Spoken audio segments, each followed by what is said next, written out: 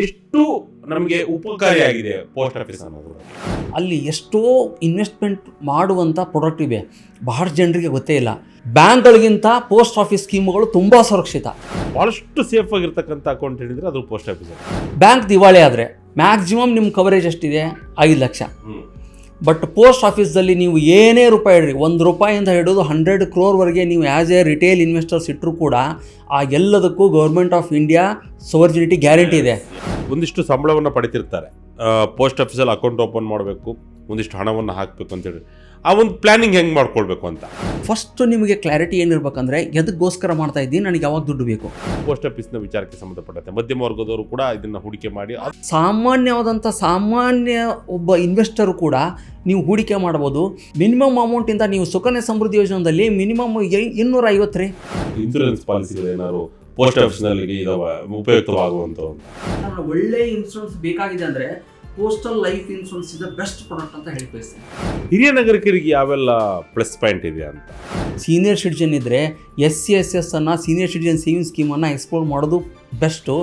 ಒಂದು 25 ವರ್ಷ ನಾನೀಗ ಜಾಬ್ ಸ್ಟಾರ್ಟ್ ಮಾಡಿದೆ, ಪೋಸ್ಟ್ ಆಫೀಸ್ ಎಷ್ಟು ಪ್ರಾಮುಖ್ಯತೆ ಪಡ್ಕೊಳ್ಳುತ್ತೆ ಅವರಿಗೆ ಅಂತೇಳಿ. ಮತ್ತೊಂದಲ್ಲಿ ನೀವೇನಾದರೂ ಪೋಸ್ಟ್ ಆಫೀಸ್ಗಳಲ್ಲಿ ನನಗೆ ಯಾವುದು ಪ್ರಾಡಕ್ಟ್ ಒಳ್ಳೆಯದಂದರೆ ಫಸ್ಟು PPF ಓಪನ್ ಮಾಡಿ, ಇಮ್ಮಿಡಿಯೇಟ್ ಆಗಿ ಇವತ್ತೇ ಓಪನ್ ಮಾಡಿ. ಅಕಸ್ಮಾತ್ ವಿಶೇಷ ಕಾರ್ಯಕ್ರಮಕ್ಕೆ ಸ್ವಾಗತ. ನಾನು ಶಂಕರ್ ನಾಗೇತರು. ಪೋಸ್ಟ್ ಆಫೀಸ್ ವಿಚಾರಕ್ಕೆ ಸಂಬಂಧಪಟ್ಟಂತೆ ಮಾತನಾಡ್ತಾ ಹೋಗೋಣ. ಯಾಕೆಂತ ಹೇಳಿದ್ರೆ ಪೋಸ್ಟ್ ಆಫೀಸ್ ಅಕೌಂಟು ಎಷ್ಟು ಪ್ರಾಮುಖ್ಯತೆಯನ್ನು ಪಡ್ಕೊಳ್ಳುತ್ತೆ. ಇತ್ತೀಚಿನ ದಿನಗಳಲ್ಲಿ ಪೋಸ್ಟ್ ಆಫೀಸ್ ಕೂಡ ಭಾಳಷ್ಟು ಅಕೌಂಟ್ಗಳು ವಿವಿಧ ರೀತಿಯಲ್ಲಿ ಬರ್ತಾ ಇದೆ. ಮಕ್ಕಳಿಗಾಗಿರ್ಬೋದು, ವೃದ್ಧರಿಗಾಗಿರ್ಬೋದು, ಅಥವಾ ಅಲ್ಲಿ ಅಕೌಂಟ್ ಓಪನ್ ಮಾಡ್ತಕ್ಕಂಥ ವಿಚಾರಕ್ಕಾಗಿರ್ಬೋದು, ಯಾವೆಲ್ಲ ಅಕೌಂಟ್ ಭಾಳ ಸೂಕ್ತವಾಗಿದೆ ಇದ್ರ ಬಗ್ಗೆ ಮಾತನಾಡ್ತಾ ಹೋಗೋಣ. ನಮ್ಮೊಂದಿಗೆ ಆರ್ಥಿಕ ಸಲಹೆಗಾರಾಗಿರ್ತಕ್ಕಂಥ ಬಸವರಾಜ್ ತೋನ್ಗಟ್ಟಿ ಸರ್ ನಮ್ಮ ಜೊತೆ ಇದ್ದಾರೆ. ಸರ್ ನಮಸ್ತೆ. ನಮಸ್ಕಾರ. ಪೋಸ್ಟ್ ಆಫೀಸ್ ಅಂದ ಕೂಡಲೇ ಒಂದಷ್ಟು ಜನ ಹಿಂದೆ ಸರಿಯೋದೇ ಜಾಸ್ತಿ. ಮಾಹಿತಿಯ ಕೊರತೆ ಭಾಳಷ್ಟು ಇಂಪಾರ್ಟೆಂಟ್ ಆಗಿ. ಯಾಕೆಂದರೆ ಗೌರ್ಮೆಂಟ್ ಸೆಕ್ಟರ್ಲಿ ಇರ್ತಕ್ಕಂಥ, ಅದರಲ್ಲೂ ಕೂಡ ಕೇಂದ್ರ ಸರ್ಕಾರದಲ್ಲಿರ್ತಕ್ಕಂಥ ಸೆಕ್ಟರ್ ಅದು, ಕೆಲವು ಮಾಹಿತಿಗಳು ಗೊತ್ತಿರಲ್ಲ. ಪೋಸ್ಟ್ ಆಫೀಸ್ನಲ್ಲಿ ಅಕೌಂಟನ್ನು ಹೇಗೆ ಮೇಂಟೈನ್ ಮಾಡಬೇಕು ಮತ್ತು ಎಷ್ಟು ನಮಗೆ ಉಪಕಾರಿಯಾಗಿದೆ ಪೋಸ್ಟ್ ಆಫೀಸ್ ಅನ್ನೋದ್ರ ಬಗ್ಗೆ ನೋಡಿ. ಮೊದಲ ಕಾಲದಲ್ಲಿ ಪೋಸ್ಟ್ ಆಫೀಸು ಆನ್ಲೈನ್ ಇದ್ದಿದ್ದಿಲ್ಲ. ಈ banking sector online internet banking start ಮಾಡಿದ ನಂತರ ಈ ಪೋಸ್ಟ್ ಆಫೀಸ್ಗಳು ಸ್ವಲ್ಪ ಸ್ಲೋ ಆಗಿ ಅಡಾಪ್ಟ್ ಆದವು. ಸೊ ಅದಕ್ಕೋಸ್ಕರ ಜನರಿಗೆ ಇನ್ನೂ ಒಂದು ಏನು ಭಾವನೆ ಇದೆ ಅಂದರೆ ಆನ್ಲೈನ್ ಫೆಸಿಲಿಟಿ ಇಲ್ಲ, ಸ್ವಲ್ಪ ಸರ್ವಿಸ್ ರಿಲೇಟೆಡ್ ಇಶ್ಯೂ ಇರುತ್ತೆ ಹಾಗಂತ ತಿಳ್ಕೊಂಡಿದ್ದಾರೆ. ಬಟ್ ಹಾಗೇನಿಲ್ಲ, ಈಗ ಅವರೂ ಕೂಡ ತುಂಬ ಅಗ್ರೆಸಿವ್ ಆಗಿ ಇಂಟರ್ನೆಟ್ ಬ್ಯಾಂಕಿಂಗು ಅಥವಾ ಈ ಆನ್ಲೈನ್ ಫೆಸಿಲಿಟೀಸನ್ನು ಕೊಡ್ತಾ ಇದ್ದಾರೆ. ಅದ್ರ ಜೊತೆಗೆ ಅಲ್ಲಿ ಎಷ್ಟೋ ಇನ್ವೆಸ್ಟ್ಮೆಂಟ್ ಮಾಡುವಂಥ ಪ್ರಾಡಕ್ಟ್ ಇವೆ, ಬಹಳಷ್ಟು ಜನರಿಗೆ ಗೊತ್ತೇ ಇಲ್ಲ. ಒಂದು ಸಿಂಪಲ್ಲಾಗಿ ಎಕ್ಸಾಂಪಲ್ ಹೇಳ್ತೀನಿ ನಿಮಗೆ. ಸೇವಿಂಗ್ಸ್ ಅಕೌಂಟ್ ಅಲ್ಲಿಯೂ ಕೂಡ ಇದೆ. ಪೋಸ್ಟ್ ಆಫೀಸಲ್ಲಿ ಸೇವಿಂಗ್ಸ್ ಅಕೌಂಟ್ ಇದೆ. ಇವತ್ತಿಗೆ rate of interest every quarter change ಆಗ್ತಾ ಇರುತ್ತೆ. ಬಟ್ ಇವತ್ತಿಗೆ ಪೋಸ್ಟ್ ಆಫೀಸ್ದಲ್ಲಿ ಸೇವಿಂಗ್ಸ್ ಅಕೌಂಟಿಗೆ ಮಿನಿಮಮ್ ಬ್ಯಾಲೆನ್ಸ್ 500 ರೂಪಾಯಿ. ನೀವು ಯಾವುದೇ ಪ್ರೈವೇಟ್ ಸೆಕ್ಟರ್ ಬ್ಯಾಂಕಿಗೆ ಹೋದರೆ 5,000 to 10,000 ಮಿನಿಮಮ್ ಬ್ಯಾಲೆನ್ಸ್ ಮೇಂಟೈನ್ ಮಾಡಬೇಕು, ಇಲ್ಲ ಅಂದರೆ ನಿಮಗೆ ಪೆನಾಲ್ಟಿ ಆ ಥರ ಹೇಳ್ತಾರೆ. ರೇಟ್ ಆಫ್ ಇಂಟ್ರೆಸ್ಟ್ ಅಲ್ಲಿ ಎಷ್ಟು ಇರುತ್ತೆ? ಸೇವಿಂಗ್ಸ್ ಅಕೌಂಟಿಗೆ 2 to 2.5% ಇದೆ. ಬಟ್ ನಮ್ಮ ಪೋಸ್ಟ್ ಆಫೀಸ್ದಲ್ಲಿ 500 ರೂಪಾಯಿ ಮಿನಿಮಮ್ ಬ್ಯಾಲೆನ್ಸು 4% ಇವತ್ತಿಗೂ, ಈ ಜನವರಿಗೂ ಹೇಳ್ತಾ ಇದ್ದೀನಿ, ಜನವರಿಗೂ 4% ನಿಮ್ಮ ಸೇವಿಂಗ್ಸ್ ಅಕೌಂಟಲ್ಲಿ ಇರುವಂಥ ದುಡ್ಡಿಗೆ 4% ಇಂಟ್ರೆಸ್ಟ್ ಕೊಡ್ತಾರೆ. ಯಾರು ಕೊಡ್ತಾರೆ ಹೇಳಿ? ಸೊ ಇಂಥ ಪ್ರಾಡಕ್ಟು ತುಂಬ ಇವೆ. ಅದನ್ನು ನಾವು ಎಕ್ಸ್ಪ್ಲೋರ್ ಮಾಡಿಲ್ಲ, ಅಥವಾ ಅವರು ಒಂದಿಷ್ಟು ಎಂಪ್ಲಾಯೀಸ್ಗಳದ್ದು ಕೊರತೆ ಅಂತ ಹೇಳ್ತೀನಿ. ಯಾಕಂದರೆ ಅವರು ಇದನ್ನು ಅಗ್ರೆಸಿವ್ ಆಗಿ ಜನರಿಗೆ ತಲುಪಿಸುವಲ್ಲಿ ಸ್ವಲ್ಪ ಫೇಲಿಯರ್ ಆಗಿದ್ದಾರೆ, ಅವೇರ್ನೆಸ್ ಇಲ್ಲ. ಹಾಗಂದ ತಕ್ಷಣ ಪೋಸ್ಟ್ ಆಫೀಸ್ದಲ್ಲಿರುವಂಥ ಪ್ರಾಡಕ್ಟ್ಗಳು ತುಂಬ ಒಂದು ನೆಗ್ಲಿಜಿಬಲ್ಗೆ ಹೋಗಿವೆ. ನಂತರ ಅದ್ರ ಜೊತೆಗೆ ಜನರು ಎಕ್ಸ್ಪ್ಲೋರ್ ಮಾಡ್ತಾ ಇಲ್ಲ. ಬಟ್ ನಾನೀಗ ಒಂದು ಸಿಂಪಲ್ ಎಕ್ಸಾಂಪಲ್ ಹೇಳಿದಾಗ, ಸೇವಿಂಗ್ಸ್ ಅಕೌಂಟ್ ಇದೆ ನೋಡಿ, 4% ಬಡ್ಡಿ ಯಾರು ಕೊಡ್ತಾರೆ ಸೇವಿಂಗ್ಸ್ ಅಕೌಂಟಲ್ಲಿ? 500 ರೂಪಾಯಿ ಮಿನಿಮಮ್ ಬ್ಯಾಲೆನ್ಸು. ಸೊ ಇಂಥ ಫೆಸಿಲಿಟಿ ತುಂಬ ಪ್ರಾಡಕ್ಟ್ ಇವೆ. ಮಿನಿಮಮ್ ಬ್ಯಾಲೆನ್ಸ್ಗೆ 4% ಬಡ್ಡಿ ಇದೆ. ಸೊ ಅದಕ್ಕೋಸ್ಕರ ಈ ಪೋಸ್ಟ್ ಆಫೀಸಲ್ಲಿರುವಂಥ ಸ್ಕೀಮು ತುಂಬ ಎಲ್ಲರಿಗೂ ಉಪಯುಕ್ತ ಆಗಿರುವಂಥ ವಿವಿಧ ಪ್ರಾಡಕ್ಟ್ ಇವೆ. ಅದನ್ನು ನಾವು ಎಕ್ಸ್ಪ್ಲೋರ್ ಮಾಡಿದರೆ ಒಳ್ಳೆಯದು. ವಿಚಾರ ಮಾತಾಡಬೇಕಾದ್ರೂ ಕೂಡ ಅದನ್ನೇ ಹೇಳ್ತಿದ್ದೀವಿ. ಗೌರ್ಮೆಂಟ್ ಸೆಕ್ಟರ್ ನಿಮ್ಮ ಭಾಳಷ್ಟು ಸೇಫ್ ಆಗಿರ್ತಕ್ಕಂಥ ಅಕೌಂಟ್ ಹೇಳಿದರೆ ಅದು ಪೋಸ್ಟ್ ಆಫೀಸ್. ಈಗ ನೋಡಿ, ಬ್ಯಾಂಕ್ನಲ್ಲಿ FD ಮಾಡಿದರೆ, ಬ್ಯಾಂಕ್ ದಿವಾಳಿ ಆದರೆ ಮ್ಯಾಕ್ಸಿಮಮ್ ನಿಮ್ಮ ಕವರೇಜ್ ಎಷ್ಟಿದೆ? 5 ಲಕ್ಷ. ಬಟ್ ಪೋಸ್ಟ್ ಆಫೀಸ್ದಲ್ಲಿ ನೀವು ಏನೇ ರೂಪಾಯಿ ಇಡ್ರಿ, 1 ರೂಪಾಯಿಂದ ಹಿಡಿದು 100 crore ನೀವು ಆ್ಯಸ್ ಎ ರಿಟೇಲ್ ಇನ್ವೆಸ್ಟರ್ಸ್ ಇಟ್ಟರೂ ಕೂಡ ಆ ಎಲ್ಲದಕ್ಕೂ ಗೌರ್ಮೆಂಟ್ ಆಫ್ ಇಂಡಿಯಾ ಸೋವರ್ಜಿನಿಟಿ ಗ್ಯಾರಂಟಿ ಇದೆ. ಸೊ ಅದಕ್ಕೋಸ್ಕರ ಬ್ಯಾಂಕ್ಗಳಿಗಿಂತ ಪೋಸ್ಟ್ ಆಫೀಸ್ ಸ್ಕೀಮ್ಗಳು ತುಂಬ ಸುರಕ್ಷಿತ. ನೀವು ಅಲ್ಲಿ FDನೂ ಇವೆ, ಎಷ್ಟೋ ಜನರಿಗೆ ಗೊತ್ತೇ ಇಲ್ಲ. 1 year FD ಇದೆ, 2 ವರ್ಷದ್ದು, 3 ವರ್ಷದ್ದು, 5 ವರ್ಷದ FD ಇದೆ. 5 ವರ್ಷಕ್ಕಿಂತ ಹೆಚ್ಚಿಗೆ FD ಇಲ್ಲ, ಬಟ್ 5 ವರ್ಷಕ್ಕಿಂತ FD ಇದೆಯಲ್ಲ. ಸೊ ಅಲ್ಲಿ ನೀವು 1,000ದಿಂದ ಹಿಡಿದು 1 ಕೋಟಿ ರೂಪಾಯಿ ಹೂಡಿಕೆ ಮಾಡಿದ್ರು ಕೂಡ ಬ್ಯಾಂಕ್ಗಿಂತ ಸೇಫು. ಸೊ ಸೇಫ್ಟಿ ವೈಸು ತುಂಬ ಒಳ್ಳೆಯದು. ಅದ್ರ ಜೊತೆಗೆ ನಿಮಗೆ ವೇರಿಯಸ್ ಕ್ಯಾಟಗರಿ ಆಗಿರುವಂಥ ಪ್ರಾಡಕ್ಟ್ಗಳು ಅಲ್ಲಿವೆ. ಅದೇ ಈಗ ಒಂದಿಷ್ಟು ಸಂಬಳವನ್ನು ಪಡಿತಿರ್ತಾರೆ, ಪೋಸ್ಟ್ ಆಫೀಸಲ್ಲಿ ಅಕೌಂಟ್ ಓಪನ್ ಮಾಡಬೇಕು, ಒಂದಿಷ್ಟು ಹಣವನ್ನು ಹಾಕಬೇಕು ಅಂತೇಳಿ. ಆ ಒಂದು ಪ್ಲ್ಯಾನಿಂಗ್ ಹೆಂಗೆ ಮಾಡ್ಕೊಳ್ಬೇಕು ಅಂತ ನನಗೊಂದಿಷ್ಟೊಂದು ಅಮೌಂಟ್ ಬರ್ತಾ ಇದೆ, ನಮ್ಮ ಫ್ಯಾಮಿಲಿ ವಿಚಾರಕ್ಕೆ ಒಂದಿಷ್ಟು ಹಣ ಖರ್ಚಾಗುತ್ತೆ, ಎಷ್ಟು ಹಣವನ್ನು ಅಲ್ಲಿ ವ್ಯಯ ಮಾಡಿದರೆ ಪೋಸ್ಟ್ ಆಫೀಸಿಗೆ ಒಂದಿಷ್ಟು ಹೂಡಿಕೆ ಮಾಡಿದರೆ ಲಾಭ ಆಗುತ್ತೆ ಅಂತ ನೋಡಿ. ಫಸ್ಟ್ ನಿಮ್ಮ ರಿಕ್ವೈರ್ಮೆಂಟ್ ಏನಂತ ನೋಡ್ಕೊಳ್ಳಿ. ನೀವು ಒಂದು 100 ರೂಪಾಯಿ ಹೂಡಿಕೆ ಮಾಡ್ತಾ ಇದ್ದೀರಂದರೆ ಅದರಲ್ಲಿ ನಿಮಗೆ ಏನು ರಿಕ್ವೈರ್ಮೆಂಟ್ ಇದೆ. ಅದರಲ್ಲಿ ನಾನು ಆಗಲೇ ಹೇಳಿದಾಗೆ ಟೆಂಪ್ರರಿ ನಿಮಗೆ ಅದನ್ನು ಇಡಬೇಕಾಗಿತ್ತು ಅಂದರೆ, ದುಡ್ಡನ್ನು ಇಡಬೇಕಾಗಿತ್ತು ಅಂದರೆ, ಅಥವಾ ನಿಮ್ಮ ಇಮಿಡಿಯೇಟ್ ರಿಕ್ವೈರ್ಮೆಂಟ್ ಇದೆ ಅಂದರೆ ಸಿಂಪಲ್ ಆಗಿರೋಂಥ ಸೇವಿಂಗ್ಸ್ ಅಕೌಂಟ್ ಯೂಸ್ ಮಾಡಿ. 4% ಬಡ್ಡಿ ಬರುತ್ತೆ. ನಿಮಗೆ 1 ವರ್ಷ 2 ವರ್ಷ 5 ವರ್ಷ ಆದ ನಂತರ ನಾವು ದುಡ್ಡು ಬೇಕಾಗಿದೆ ಅಂದರೆ 1 ವರ್ಷ 2 ವರ್ಷ 3 ವರ್ಷ 5 ವರ್ಷದ್ದು FD ಇವೆ. ಸೊ ಅದ್ರ ಪ್ರಕಾರ ಅಲ್ಲಿ FDನೂ ಮಾಡ್ಬೋದು. ಇದ್ರ ಜೊತೆಗೆ ನಿಮಗೇನಾದರೂ ನಾನು ಎವ್ರಿ ಮಂತ್ ನಾನು ಹೂಡಿಕೆ ಮಾಡ್ತೀನಿ, 5 ವರ್ಷ ಆದ ನಂತರ ದುಡ್ಡು ಬೇಕಂದರೆ ಪೋಸ್ಟ್ ಆಫೀಸ್ RD ಇದೆ, ಅದನ್ನು ಮಾಡ್ಬೋದು. Post office MIS monthly income scheme ಇದೆ, 9 ಲಕ್ಷವರೆಗೆ ನೀವು ಹೂಡಿಕೆ ಮಾಡ್ಬೋದು. ಎವ್ರಿ ಮಂತ್ ಇಂಟ್ರೆಸ್ಟ್ ನಿಮಗೆ ಪೇ ಮಾಡ್ತಾರೆ, ಒಂದು 5 ವರ್ಷದ ಪ್ರಾಡಕ್ಟು. ಸೊ ನನಗೆ ಇವತ್ತು ನನ್ನ ಲಮ್ಸಮ್ ಇದೆ, ಅದರಿಂದ ನನಗೆ ಎವ್ರಿ ಮಂತ್ ನನಗೆ ದುಡ್ಡು ಬೇಕಂದರೆ ನೀವು ಯಾವುದೇ ಏಜ್ ಅವ್ರು ಇರಲಿ, ಯಂಗ್ ಇರಲಿ ಓಲ್ಡ್ ಇರಲಿ, ಪೋಸ್ಟ್ ಆಫೀಸ್ MIS ಮಾಡ್ಬೋದು. ಅದೇ ಥರ ನೀವು ಒಂದು 15 ವರ್ಷ 20 ವರ್ಷ 25 ವರ್ಷ ಲಾಂಗ್ ಟರ್ಮ್ ನನಗೆ ಗೋಲ್ ಇದೆ, ನನ್ನ ಮಗುವಿನ ಎಜುಕೇಷನಿಗೆ ಬೇಕಾಗಿದೆ ಅಂದರೆ PPF wonderful product. 7.1% tax free ಯಾರು ಕೊಡ್ತಾರೆ ಹೇಳಿ ಇವತ್ತಿನ ಕಾಲದಲ್ಲಿ? Completely government ಸೆಕ್ಯೂರ್ಡು. ಸೊ ಅಂಥ ಪ್ರಾಡಕ್ಟನ್ನು ಯೂಸ್ ಮಾಡಿ. ಅಲ್ಲಿ ಮಿನಿಮಮ್ 500 ರೂಪಾಯಿಂದ maximum 1,50,000 per year completely tax free, ಅದನ್ನು ಮಾಡ್ಬೋದು. ಅದೇ ಥರ ಈಗ ನಿಮ್ಮ ಹೆಣ್ಮಗು ಇದೆ, ಹೆಣ್ಮಗುವಿನ ಫ್ಯೂಚರು ಮದುವೆ ಅಥವಾ ಅವಳ ಎಜುಕೇಷನ್ಗೋಸ್ಕರ ನೀವು ಹೂಡಿಕೆ ಮಾಡೋಕ್ಕಂದ್ರೆ ಸುಕನ್ಯಾ ಸಮೃದ್ಧಿ ಇದೆ. ಅದ್ರ ಜೊತೆಗೆ ನೀವೇನಾದರೂ ಸೀನಿಯರ್ ಸಿಟಿಜನ್ ಇದ್ದರೆ ಸೀನಿಯರ್ ಸಿಟಿಜನ್ ಸೇವಿಂಗ್ ಸ್ಕೀಮ್ ಇದೆ. 30 ಲಕ್ಷವರೆಗೆ ನೀವು ಹೂಡಿಕೆ ಮಾಡಿದರೆ 5 ವರ್ಷದವರೆಗೆ ಎವ್ರಿ ಕ್ವಾರ್ಟರು 8.2% ರಿಟರ್ನ್ ಕೊಡ್ತಾರೆ. ಸೊ ಅದಕ್ಕೋಸ್ಕರ ನಾನು ಏನು ಹೇಳಿಕ್ಕೆ ಬಯಸ್ತೀನಿ ಅಂದರೆ, ನೀವು ಹೂಡಿಕೆ ಮಾಡಬೇಕು ಅಥವಾ ಪೋಸ್ಟ್ ಆಫೀಸ್ ಸ್ಕೀಮನ್ನು ನಾನು ಎಕ್ಸ್ಪ್ಲೋರ್ ಮಾಡ್ಬೇಕಂದ್ರೆ ಫಸ್ಟ್ ನಿಮಗೆ ಕ್ಲಾರಿಟಿ ಏನಿರ್ಬೇಕಂದ್ರೆ ಎದಕ್ಕೋಸ್ಕರ ಮಾಡ್ತಾ ಇದ್ದೀನಿ, ನನಗೆ ಯಾವಾಗ ದುಡ್ಡು ಬೇಕು. ಅದರ ಬೇಸ್ ಮೇಲೆ ವೇರಿಯಸ್ ಪ್ರಾಡಕ್ಟ್ಸ್ ಇವೆ ಪೋಸ್ಟ್ ಆಫೀಸಲ್ಲಿ, ಅದರ ಪ್ರಕಾರ ನೀವು ಎಕ್ಸ್ಪ್ಲೋರ್ ಮಾಡ್ಬೋದು. ನೋಡಿ, ಪೋಸ್ಟ್ ಆಫೀಸ್ ಕೂಡ ನಿಮ್ಮ ಉಳಿತಾಯಕ್ಕೆ ಒಂದು ಉತ್ತಮವಾದಂಥ ದಾರಿ. ಎಸ್ ಸರ್, ಈಗ ನೀವು ಹೇಳಿದ್ರಿ ಮಕ್ಕಳಿಗೂ ಕೂಡ ಒಂದೊಳ್ಳೆ ಸ್ಕೀಮ್ ಇದೆ, ರಿಟೈರ್ಡ್ ಪರ್ಸನ್ಗೂ ಕೂಡ ಒಳ್ಳೆ ಸ್ಕೀಮ್ ಇದೆ ಅಂತೇಳಿ. ಈ ಮಧ್ಯಮ ವರ್ಗದವ್ರು ಕೂಡ ಆ ಒಂದು ಪೋಸ್ಟ್ ಆಫೀಸ್ನ ಬಳಕೆ ಮಾಡೋದು ತುಂಬ ಕಮ್ಮಿ. ಯಾಕೆಂದರೆ ಇದು ಬರೀ ಪೋಸ್ಟ್ ಆಫೀಸ್ ಪತ್ರ ರವಾನೆಗೆ ಮಾತ್ರ ಇದೆ, ಹೂಡಿಕೆಗೆ ಇಲ್ಲ, ಹಣಕಾಸು ವ್ಯವಹಾರಕ್ಕೆ ಭಾಳಷ್ಟು ದೂರ ಈ ಮಾತು ಅಂತ ಹೇಳೋಕ್ಕೆ ಅಂದ್ಕೊಂಡಿರ್ತಾರೆ ಕೆಲವರೆಲ್ಲ.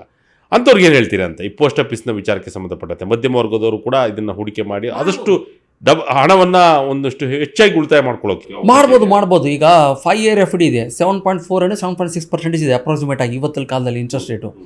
NSE ಇದೆ, KVP ಇದೆ, 115 ತಿಂಗಳಿಗೇನೋ ದುಡ್ಡು ಡಬಲ್ ಆಗುತ್ತೆ ನಿಮ್ಮದು. ಅದೇ ಥರ PPF 7.1%, ಅದೇ ಥರ ಪೋಸ್ಟ್ ಆಫೀಸ್ MIS, SCSS ಮತ್ತು ಇದು ಸುಕನ್ಯಾ ಸಮೃದ್ಧಿ ಯೋಜನಾ, ಇಂಥ ಎಲ್ಲ ಸ್ಕೀಮ್ಗಳಿಂದ ಸಾಮಾನ್ಯ ಒಬ್ಬ ಇನ್ವೆಸ್ಟರು ಕೂಡ ನೀವು ಹೂಡಿಕೆ ಮಾಡ್ಬೋದು. ನಂತರ ನೀವೇನು 1 ಲಕ್ಷ 2 ಲಕ್ಷ ಅರ್ನ್ ಮಾಡೋರು ಮಾತ್ರ ಅಲ್ಲಿ ಹೂಡಿಕೆ ಮಾಡ್ಬೇಕಂತೇನಿಲ್ಲ. ಮಿನಿಮಮ್ ಅಮೌಂಟಿಂದ ನೀವು ಸುಕನ್ಯಾ ಸಮೃದ್ಧಿ ಯೋಜನೆಯಲ್ಲಿ ಮಿನಿಮಮ್ 250 ರೀ, ಒಂದು ವರ್ಷಕ್ಕೆ 250 ಹೂಡಿಕೆ ಮಾಡ್ಬೋದು ನಿಮ್ಮ ಮಗಳಿಗೋಸ್ಕರ. PPFದಲ್ಲಿ 500 ರೂಪಾಯಿ ಒಂದು ವರ್ಷಕ್ಕೆ ಮಿನಿಮಮ್ 500 ರೂಪಾಯಿ. ನಾವು 500 ರೂಪಾಯಿ ಇವತ್ತಿನ ಕಾಲದಲ್ಲಿ ಯಾವುದೋ ಒಂದು ವೀಕೆಂಡ್ದಲ್ಲಿ ಹೋಗ್ಬಿಟ್ಟು ಏನೋ ತಿಂದ್ಬಿಟ್ಟು ಹಾಳು ಮಾಡ್ತೀವಿ. ಸುಮ್ಮನೆ ಹೋದ್ರೆ ಖರ್ಚಾಗ್ಬಿಡ್ತಾವೆ. ಸೊ ಅದನ್ನು ಹೂಡಿಕೆ ಮಾಡಿದರೆ ನಿಮ್ಮ ಭವಿಷ್ಯಕ್ಕೇ ಒಳ್ಳೆಯದಲ್ಲ. ಸೊ ಅದಕ್ಕೋಸ್ಕರ ಯಾವುದೇ ವರ್ಗದವರು ಕೂಡ ಯುಟಿಲೈಸ್ ಮಾಡಿಕೊಳ್ಳುವಂಥ ಎಲ್ಲ ತರಹದ ಪ್ರಾಡಕ್ಟ್ಗಳು ಪೋಸ್ಟ್ ಆಫೀಸಲ್ಲಿ ಲಭ್ಯವಿವೆ. ಸರ್, ಪಾಲಿಸಿ ವಿಚಾರಕ್ಕೆ ಏನಾದ್ರು ಅಲ್ಲಿ ಉಪಯುಕ್ತವಾದಂತಹ ಪಾಲಿಸಿಗಳಿದಾವ? ಹೆಲ್ತ್ ಇನ್ಶೂರೆನ್ಸ್ ಪಾಲಿಸಿಗಳೇನಾದ್ರು ಪೋಸ್ಟ್ ಆಫೀಸ್ನಲ್ಲಿ ಇದಾವ ಉಪಯುಕ್ತವಾಗುವಂಥವು ಅಂತ? ನೋಡಿ, ಪೋಸ್ಟಲ್ ಲೈಫ್ ಇನ್ಶೂರೆನ್ಸ್ ಭಾಳ ಜನರಿಗೆ ಗೊತ್ತಿಲ್ಲ. ಯಾಕೆ ಅಂದರೆ ನಾವು ಇನ್ಶೂರೆನ್ಸ್ ಅಂದ ತಕ್ಷಣ LIC ಪ್ರೈವೇಟ್ ಇನ್ಶೂರೆನ್ಸ್ ಕಂಪ್ನಿಗಳು ಮಾತ್ರ ತಿಳ್ಕೊಂಡಿದ್ದೀವಿ. ಬಟ್ ಒಂದು ಅಡ್ವಾಂಟೇಜು ಪೋಸ್ಟಲ್ ಲೈಫ್ ಇನ್ಶೂರೆನ್ಸ್ ಅಂತ ಇದೆ, ಅದು ಭಾಳ ಜನರಿಗೆ ಗೊತ್ತಿಲ್ಲ. ಅಲ್ಲಿ ಒಂದು ಅಡ್ವಾಂಟೇಜ್ ಏನಂದರೆ ಪ್ರೀಮಿಯಮ್ಮು ತುಂಬ ಕಮ್ಮಿ. ನೀವು ಬೇರೆ ಈ ಇನ್ಶೂರೆನ್ಸ್ ಕಂಪ್ನಿಗಳಿಗೆ ಪ್ಯೂರ್ ಆಗಿರುವಂಥ ಇನ್ಶೂರೆನ್ಸ್ ಕಂಪ್ನಿಗಳಿಗೆ LIC ತೊಗೊಳ್ಳಿ, ಬೇರೆ ಯಾವುದೇ ಕಂಪ್ನಿ ತೊಗೊಳ್ಳಿ, ನೀವು ಪ್ರೀಮಿಯಮ್ಮು ಅವುಗಳಿಗೆ ಮತ್ತು ಈ post office life insurance premium compare ಮಾಡಿದರೆ post office life insurance premium ತುಂಬ ಕಮ್ಮಿ, ಬೆನಿಫಿಟ್ ತುಂಬ ಹೆಚ್ಚು.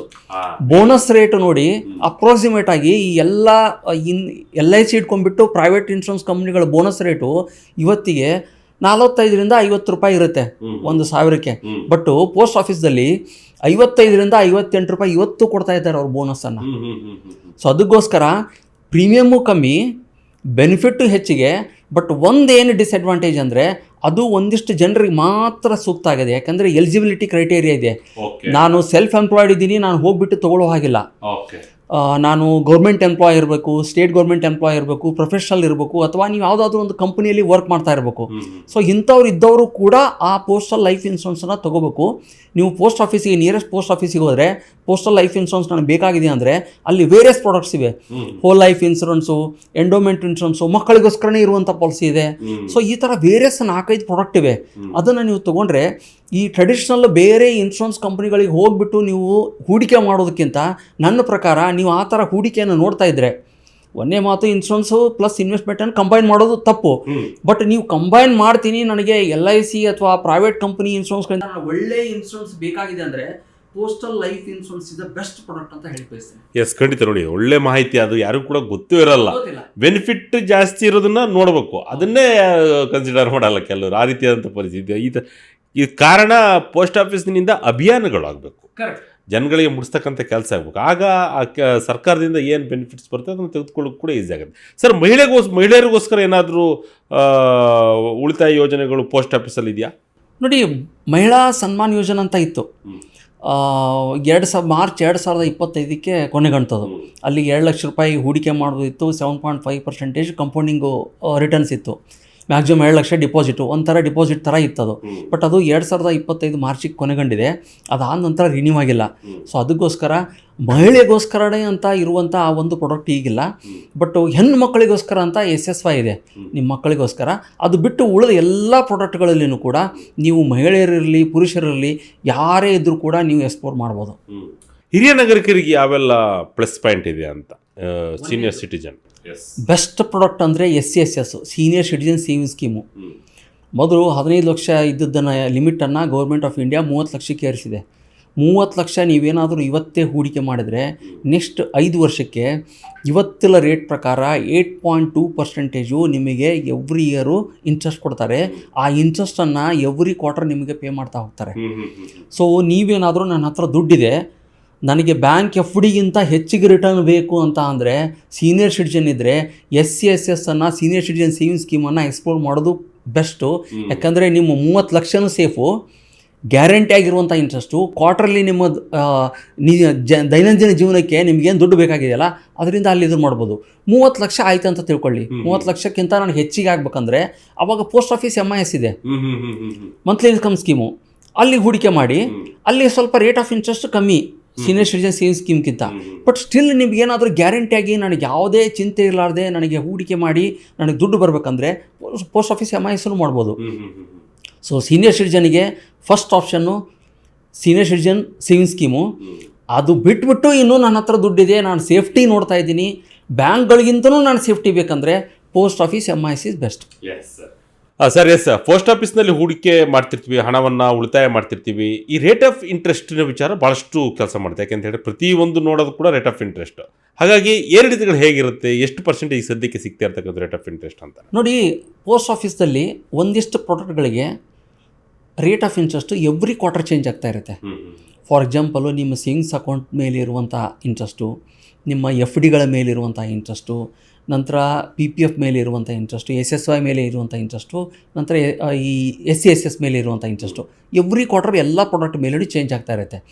ಹಾಗಂದ ತಕ್ಷಣ ಈಗ ನಾನು ಇವತ್ತು ಹೂಡಿಕೆ ಮಾಡಿದ್ದೀನಿ ಅಂತ ತಿಳ್ಕೊಳ್ಳಿ. 5 ಇಯರ್ ಡಿಪಾಸಿಟು ಇವತ್ತು 7% ನನಗೆ ಬಡ್ಡಿ ಕೊಡ್ತಾ ಇದ್ದಾರೆ. ನಾನು ಇವತ್ತು ಹೂಡಿಕೆ ಮಾಡಿದ್ದೀನಿ ಅಂದರೆ 5 ವರ್ಷದ ನಾನು FD ಮಾಡ್ತಾ ಇದ್ದೀನಿ ಅಂದರೆ ಆ 5 ವರ್ಷಕ್ಕೆ ಇವತ್ತಲ್ಲಿ ಇಂಟ್ರೆಸ್ಟ್ ಪ್ರಕಾರ ನೀವು ಲಾಕ್ ಮಾಡ್ದಂಗೆ, ಅದು ಚೇಂಜ್ ಆಗಲ್ಲ ಎವ್ರಿ ಕ್ವಾರ್ಟರು. ಯಾವ ಪ್ರಾಡಕ್ಟ್ಗಳಿಗೆ ಚೇಂಜ್ ಆಗುತ್ತೆ ಅಂದರೆ, ನೀವು ಹೊಸದಾಗಿ FD ಮಾಡುವಾಗ ರೇಟ್ ಆಫ್ ಇಂಟ್ರೆಸ್ಟ್ ಏನಿರುತ್ತೆ ಅದರ ಮೇಲೆ ಚೇಂಜ್ ಆಗುತ್ತೆ. PPF ಮೇಲೆ ಎವ್ರಿ ಕ್ವಾರ್ಟರ್ ಚೇಂಜ್ ಆಗುತ್ತೆ. ನಂತರ ಈ ಇದೇನಿದೆಯಲ್ಲ ಯಾವುದು ಸುಕನ್ಯಾ ಸಮೃದ್ಧಿ ಯೋಜನಾ, ಅದರ ಮೇಲೂ ಕ್ವಾರ್ಟರ್ಲಿ ಚೇಂಜ್ ಆಗುತ್ತೆ. ಬಟ್ SCSS ನಂತರ ಈ ಫಿಕ್ಸ್ಡ್ ಟರ್ಮ್ ಇರುವಂಥ ಪ್ರಾಡಕ್ಟ್ ಏನಿದೆಯಲ್ಲ ಅದನ್ನು ನೀವು ಎಂಟ್ರಿ ಆಗುವಾಗ ಎಷ್ಟು ಇಂಟ್ರೆಸ್ಟ್ ಇರುತ್ತಲ್ಲ ಅಷ್ಟು ಅವರು ನಿಮ್ಮ ಮ್ಯಾಚುರಿಟಿ ಆಗೋವರೆಗೂ ಕೊಡಲೇಬೇಕು. ಇದು ಬಹಳ ಇಂಪಾರ್ಟೆಂಟ್ ನೋಡಿ. ಎಸ್, ನೋಡಿ ಅದಕ್ಕೆ ಹೇಳೋದು ಪೋಸ್ಟ್ ಆಫೀಸ್ನ ವಿಚಾರಗಳು ಎಲ್ಲರಿಗೂ ಕೂಡ ಗೊತ್ತಾಗಬೇಕು. ಜೊತೆಗೆ ಈ ರುದ್ರು ಅದ್ರ ಭಾಳಷ್ಟು ನಾವು ನೋಡ್ತಾ ಇರ್ತೀವಿ ಪೋಸ್ಟ್ ಆಫೀಸ್ನ ವಿಚಾರಕ್ಕೆ ಸಂಬಂಧಪಟ್ಟಂತೆ ಹಲವಾರು ಸೀನಿಯರ್ ಸಿಟಿಜನ್ಗಳೇ ಅಲ್ಲಿ ಅವರ ಆ ಬೆನಿಫಿಟ್ನ ತೊಗೊಳ್ತಾ ಇರ್ತಾರೆ. ನಾವು ಕೂಡ ನೋಡಿದ್ದೀವಿ. ಈ ಯುವಕರಿಗೆ ಅದೊಂದು ಅಭ್ಯಾಸ. ಯಾಕೆಂದರೆ ನೀವು ಹೇಳಿದ ಪ್ರಕಾರವಾಗಿ ಬ್ಯಾಂಕಿಗೆ ಹೋಗೋದು, ಅಲ್ಲಿ ಸೇವಿಂಗ್ಸ್ ಅಕೌಂಟ್ ಓಪನ್ ಮಾಡೋದು, 500 ರೂಪಾಯಿಗೂ ಕೂಡ ಇಲ್ಲಿ ನಾವು 4% ತೊಗೊಳ್ತೀವಿ ಅಂತ ಯಾರಿಗೂ ಕೂಡ ಗೊತ್ತೇ ಇರಲ್ಲ. 500 ರೂಪಾಯಿ ಹಾಕಿದ್ರು ಕೂಡ ಬೇರೆ ಬ್ಯಾಂಕಲ್ಲಿ ಕೊಟ್ಟಿರಲ್ಲ ಅಷ್ಟು ಪರ್ಸೆಂಟೇಜ್.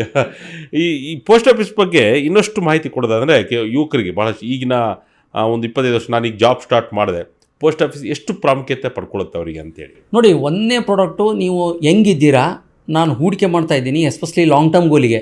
ನೀವು ಇನ್ನೂ 25 ವರ್ಷದವ್ರು ಅಂದರೆ ಇನ್ನೂ ಮ್ಯಾರೇಜ್ ಆಗಿರ್ತಾರೋ ಇಲ್ಲೋ ಗೊತ್ತಿಲ್ಲ, ಅಥವಾ ನಿಮ್ಮ ಮಗು ಇರುತ್ತೋ ಗೊತ್ತಿಲ್ಲ, ನಿಮ್ಮ ರಿಟೈರ್ಮೆಂಟ್ ಪ್ಲ್ಯಾನ್ ಮಾಡಿರ್ತಾರೋ ಇಲ್ಲೋ ಗೊತ್ತಿಲ್ಲ, ಬಟ್ ಎಂದಾದರೂ ಒಂದಿನ ಇದನ್ನು ಪ್ಲ್ಯಾನ್ ಮಾಡಲೇಬೇಕಾ ಜೀವನದಲ್ಲಿ. ಸೊ ಅಂಥ ಸಿಚುವೇಷನ್ನಲ್ಲಿ ನೀವೇನಾದರೂ ಪೋಸ್ಟ್ ಆಫೀಸ್ಗಳಲ್ಲಿ ನನಗೆ ಯಾವುದು ಪ್ರಾಡಕ್ಟ್ ಒಳ್ಳೆಯದಂದರೆ ಫಸ್ಟು PPF ಓಪನ್ ಮಾಡಿ, ಇಮ್ಮಿಡಿಯೇಟಾಗಿ ಇವತ್ತೇ ಓಪನ್ ಮಾಡಿ. 15 ವರ್ಷದ ಪ್ರಾಡಕ್ಟು ನೀವು ಎಷ್ಟು ಸಾಧ್ಯ ಆಗುತ್ತೆ ಅಷ್ಟು ಹೂಡಿಕೆ ಮಾಡ್ತಾ ಹೋಗಿ. ಮಿನಿಮಮ್ 500 ರೂಪಾಯಿಂದ ಮ್ಯಾಕ್ಸಿಮಮ್ 1,50,000 ಮಾಡ್ಬೋದು. 7.1% ಕಂಪೌಂಡಿಂಗ್ ಆಗ್ತಾ 15 ವರ್ಷ, 20 ವರ್ಷ, 25 ಅಂದರೆ ನೀವು 25 ವರ್ಷ ಇದ್ದೀರಲ್ಲ, 50 ವರ್ಷಕ್ಕೆ ಈ ಬೆನಿಫಿಟ್ ಎಷ್ಟಾಗುತ್ತೆ ಅಂತ ನಿಮ್ಗೆ ಅರಿವಾಗುತ್ತೆ. ಅದಕ್ಕೋಸ್ಕರ ನೀವು ಹೆಂಗಿದ್ರೆ PPFನ್ನು ಇಮ್ಮಿಡಿಯೇಟಾಗಿ ಓಪನ್ ಮಾಡಿ. ನಿಮ್ಗೆ ಎಷ್ಟು ಸಾಧ್ಯ ಇದೆಯೋ, ನಾನು 1,50,000 ಮಾಡಿ ಅಂತ ಹೇಳಲ್ಲ, 500 ರೂಪಾಯಿನೂ ಮಾಡಿ ಅಂತ ಹೇಳಲ್ಲ, ಎಷ್ಟು ಸಾಧ್ಯ ಆಗುತ್ತೆ ಅಷ್ಟು ಅದರಲ್ಲಿ ಹೂಡಿಕೆ ಮಾಡ್ತಾ ಹೋಗಿ. ಒಂದು 10 ವರ್ಷ ಆದ ನಂತರ ಆ ಕಂಪೌಂಡಿಂಗ್ ಎಫೆಕ್ಟನ್ನು ನೀವೇ ಸರ್ಪ್ರೈಸಿಂಗ್ ಆಗಿ ನೋಡ್ತಾ ಹೋಗ್ತೀರಿ. ಸರ್, ನೀವು ಹೇಳೋ ಪ್ರಕಾರ ಕೋಟಿ ಈಗ ಸಂಪಾದನೆ ಮಾಡಬೇಕು ಅನ್ನೋ ಒಂದು ಗೇಮ್ ಇಟ್ಕೊಂಡ್ರೆ ಖಂಡಿತವಾಗ್ಲೂ ಕೂಡ ಇಂಥ ಸಾಧ್ಯತೆಗಳು ಆಗುತ್ತಾ ಅಂತಂದರೆ, ಇಂಥ ಅಕೌಂಟನ್ನು ಮೇಂಟೈನ್ ಮಾಡ್ಕೊಳ್ಳೋದು, ದೀರ್ಘಕಾಲದ ಅಕೌಂಟ್ಗಳಿದಾವಲ್ಲ, ಇವು ಎಷ್ಟು ಮಟ್ಟಿಗೆ ಪ್ರಭಾವ ಬೀರ್ತವೆ ಅಂತ ಈ ಒಂದು ಉಳಿತಾಯ ಜಾಸ್ತಿ ಆಗಲಿಕ್ಕೆ? ನಾವು ಎಲ್ಲ ಈ ಇನ್ವೆಸ್ಟ್ಮೆಂಟು ಮತ್ತು ಎಲ್ಲ ಈ ದುಡ್ಡು ಮಾಡೋದು ಇದೆಲ್ಲ ಇದರ ಮೇಲೆ ನಿಂತಿದೆ ಅಂದರೆ ಚಕ್ರಬಡ್ಡಿ ಮೇಲೆ. ಚಕ್ರಬಡ್ಡಿ ನಾವೆಲ್ಲರೂ ಏನು ಮಾಡಿದ್ದೀವಿ ಅಂದರೆ, ನಾವು ಹೈಸ್ಕೂಲ್ ಡೇಸ್ದಲ್ಲೇ ಅದನ್ನು ಕಲ್ತ್ಬಿಟ್ಟಿದ್ದೀವಿ. ಬಟ್ ಕಲಿಯುವಾಗ ನಮಗೆ ಈ ದುಡ್ಡಿಗೇನೂ ಮಾಡ್ಬೋದು, ಇದನ್ನು ಅಪ್ಲೈ ಮಾಡಿಬಿಟ್ಟು ನಾವು ಚಕ್ರಬಡ್ಡಿಯಿಂದ ದುಡ್ಡು ಗಳಿಸ್ಬೋದು ಅನ್ನೋದನ್ನು ಹೇಳ್ಕೊಡ್ಲಿಲ್ಲ. ಸೊ ಅದಕ್ಕೋಸ್ಕರ ನಾವು ಮರ್ತೇ ಬಿಟ್ಟಿದ್ದೀವಿ. ಪರೀಕ್ಷೆಗೋಸ್ಕರ ಬರೆಯೋದು, ಕ್ಯಾಲ್ಕುಲೇಟ್ ಮಾಡೋದು ಬಿಟ್ಬಿಟ್ಟಿದ್ದೀವಿ. ಬಟ್ಟು ಈ ಇನ್ವೆಸ್ಟ್ಮೆಂಟು ಅಥವಾ ವೆಲ್ತ್ ಕ್ರಿಯೇಷನ್ ಅಂತ ನೋಡಿದಾಗ ಅದು ಎಲ್ಲದೂ ನಿಂತಿರೋದು ಈ ಕಂಪೌಂಡಿಂಗ್ ಫಾರ್ಮುಲಾ ಮೇಲೆ, ಚಕ್ರಬಡ್ಡಿ ಮೇಲೆ. ಇದರಲ್ಲಿ ನೀವು ಸ್ವಲ್ಪ ಗಮನವಿಟ್ಟು ನೋಡಿ, 2 ಇಂಪಾರ್ಟೆಂಟ್ ಆಸ್ಪೆಕ್ಟ್ ಮಾತ್ರ ನನ್ನ ಕಂಟ್ರೋಲ್ದಲ್ಲಿದೆ. ಒಂದನೇದ್ದು ನಾನು ಎಷ್ಟು ಹೂಡಿಕೆ ಮಾಡ್ತೀನಿ, ಎರಡನೇದ್ದು ಎಷ್ಟು ಲಾಂಗ್ ವೇಟ್ ಮಾಡ್ತೀನಿ. ರಿಟರ್ನ್ ನನ್ನ ಕಂಟ್ರೋಲ್ದಲ್ಲಿಲ್ಲ. ಬಟ್ ನಾವೇನು ತಿಳ್ಕೊಂಡಿದ್ದೀವಿ, ನಾವು ಇವೆರಡನ್ನೂ ಮರೆತು ಬಿಡ್ತೀವಿ, ರಿಟರ್ನ್ ಮೇಲೆ ಕಂಟ್ರೋಲ್ ಮಾಡ್ತೀವಿ. ಸೊ ಅದನ್ನು ರಿಟರ್ನ್ ಮೇಲೆ ಕಂಟ್ರೋಲ್ ಮಾಡ್ದೇ ನೀವೇನಾದರೂ ಇವತ್ತಿಂದಾನೆ ಹೂಡಿಕೆ ಮಾಡೋದಕ್ಕೆ ಒಳ್ಳೆಯದು ಕೆಟ್ಟದ್ದು ಮುಹೂರ್ತ ಇಲ್ಲವೇ ಇಲ್ಲ. ನಿಮ್ಮ ದುಡ್ಡಿದೆ, ಇವತ್ತು ಬರ್ತಾ ಇದೆ, ಇನ್ಕಮ್ ಬರ್ತಾ ಇದೆ ಎವ್ರಿ ಮಂತ್ ಅಂದರೆ ಇಮಿಡಿಯೇಟಾಗಿ ನೀವು ಹೂಡಿಕೆ ಸ್ಟಾರ್ಟ್ ಮಾಡಿ. 10-15 ವರ್ಷ ಕಂಪ್ಲೀಟಾಗಿ ಬೋರಿಂಗಾಗಿ ಎವ್ರಿ ಮಂತು ಮಾಡ್ತಾ ಹೋಗಿ 15 ವರ್ಷ ಆದ ನಂತರ ನೀವು ಈ ವಿಡಿಯೋ ಏನು ನೋಡ್ತಾ ಇದ್ದೀರಲ್ಲ, ಈ ವಿಡಿಯೋ ನೆನೆಸ್ತೀರಾ. ಖಂಡಿತ ಒಳ್ಳೆ ಮಾತಾಡಿದ್ದಾರೆ ಸರ್. ಹೆಲ್ತ್ ಪಾಲಿಸಿಗಳು ಯಾವ ರೀತಿ ಇದೆ ಪೋಸ್ಟ್ ಆಫೀಸ್ನಲ್ಲಿ ಅಂತ? ಪೋಸ್ಟ್ ಆಫೀಸಲ್ಲಿ ಹೆಲ್ತ್ ಪಾಲಿಸಿ ಇಲ್ಲ, ಲೈಫ್ ಇನ್ಶೂರೆನ್ಸ್ ಪಾಲಿಸಿ ಮಾತ್ರ ಅವರು ಕೊಡೋದು. ಪೋಸ್ಟಲ್ ಲೈಫ್ ಇನ್ಶೂರೆನ್ಸ್ ಅಂತ ಇದೆ. ಅವರು ಯಾವುದೇ ಥರನಾದಂಥ ಹೆಲ್ತ್ ಇನ್ಶೂರೆನ್ಸ್ ಪಾಲಿಸಿಗಳನ್ನು ಪೋಸ್ಟ್ ಆಫೀಸ್ದವರು ಆಫರ್ ಮಾಡಲ್ಲ. ಈ ಹೆಲ್ತ್ ಬಿಟ್ಟು ಲೈಫ್ ಇನ್ಶೂರೆನ್ಸ್ ಅಥವಾ ದೀರ್ಘಕಾಲವಾದಂತಹ ಉಳಿತಾಯ ಯೋಜನೆ ಬಗ್ಗೆ ಮಾತ್ರ ಪೋಸ್ಟ್ ಆಫೀಸ್ನಲ್ಲಿ ಭಾಳಷ್ಟು ಪ್ರಾಮುಖ್ಯತೆ ಪಡ್ಕೊಳ್ತಾ ಇದ್ದೀವಿ.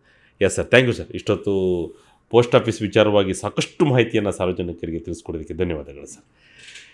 ಎಸ್, ಇದು ಈ ಕ್ಷಣದ ಸ್ಪೆಷಲ್ ಕಾಸ್ಬಾತ್. ಮುಂದಿನ ಮತ್ತೊಂದು ವಿಶೇಷತೆಗೆ ಭೇಟಿಯಾಗೋಣ. ಅಲ್ಲಿವರೆಗೂ ವೀಕ್ಷಣೆ ಮಾಡ್ತೀರಿ ಎಕನಾಮಿಕ್ಸ್ ಟೈಮ್ಸ್ ಯೂಟ್ಯೂಬ್ ಚಾನಲ್ ವೀಕ್ಷಣೆ ಮಾಡ್ತಾರೆ. ಧನ್ಯವಾದಗಳು.